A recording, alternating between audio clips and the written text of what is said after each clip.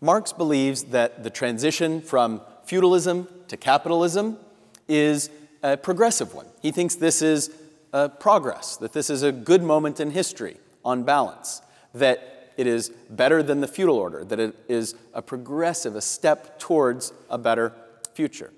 But nevertheless, he believes that it is a faulty and oppressive and exploitative system.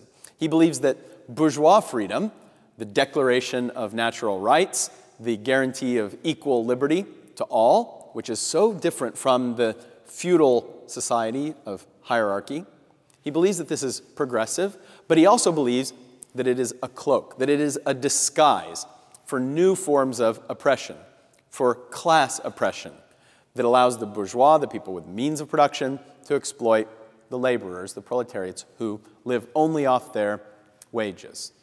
Now, the revolutionary politics in Europe in the 1840s, of which Marx was a leader, meant that Marx was eventually kicked out of continental Europe. Marx is a German. He's born in 1818 in Trier, but he moves to Paris, where he pursues his revolutionary career. But he's eventually kicked out of France and has to go to London. He has to go to England, where he'll spend the next decade plus of his life quite enjoying the fruits of bourgeois freedom, where he can pursue his intellectual interests in great freedom, in fact, at the British Library. And Marx will develop his ideas. And in particular, he will become focused on the questions of exchange and the questions of value.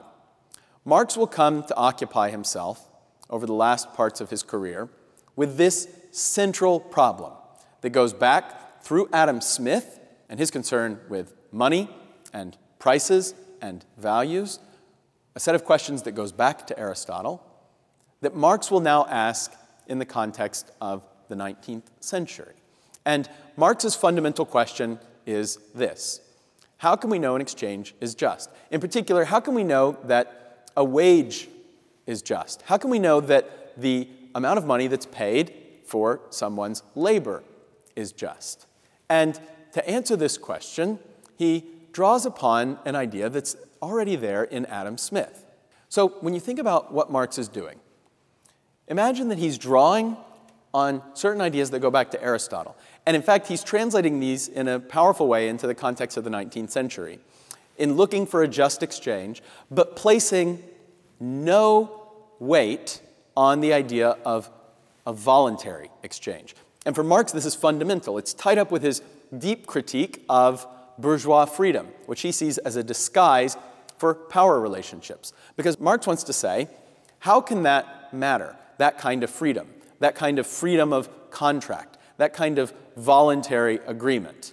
There is really no voluntary agreement when someone is completely oppressed, when someone is desperate, when they own nothing. And so Marx places very little value in an exchange, very little moral weight in judging whether an exchange, a transaction, is just or not, and whether or not it's voluntary. Marx thinks that that kind of freedom is a disguise, that it's bogus. And Marx believes that there's a different kind of freedom, what he calls emancipation, which will be a more positive, empowering freedom in which people have actual capabilities to negotiate, to live their lives as they please. But for now, focus on what Marx brings to his analysis of the wage contract. With Aristotle, he believes that it must be an exchange of two things of equal value. He places no weight on whether someone agrees to that exchange or not. He then draws deeply from a tradition that goes back through Adam Smith and believes that the real value of things consists in the labor that goes into producing them. And Marx's economics and Marx's philosophy is grounded on a labor theory of value, which is present already in Smith, but is greatly elaborated by Marx. Now, Marx spends the last decades of his career producing his magnum opus, Das Kapital, a book on capital. He believes that the capitalists, those who own the means of production, exploit the wage market. They exploit the labor market by trying to pay laborers as little as they can and reaping profits off of the exploitation.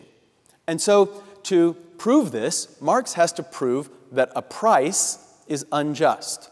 And he does so by trying to say that the exchange value is something different from the use value and is something different from the labor value.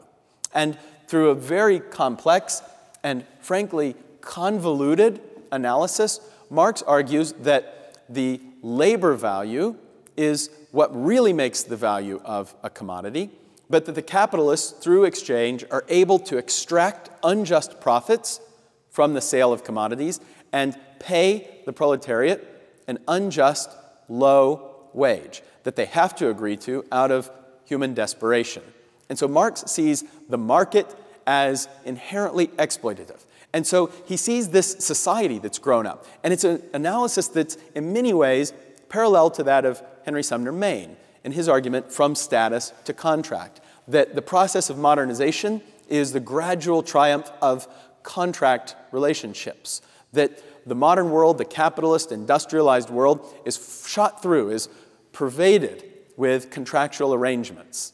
And so Marx agrees, but he sees that that is fundamentally unjust because there's no guarantee that a voluntary contractual arrangement actually pays people what the proper value of something is. But there's something in Marx's analysis that is very much like Smith's, because labor is not the basis of value. And Marx's discussion of prices is as or even more convoluted than Smith's.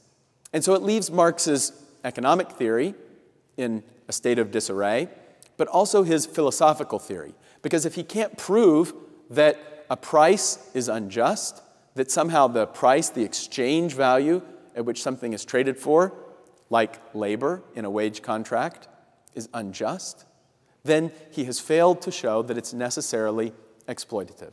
And so Smith's theory fails, and Marx's theory fails to explain the relationship between prices and values, because they're both trying to ground the idea of value somehow in something real, in this case, labor.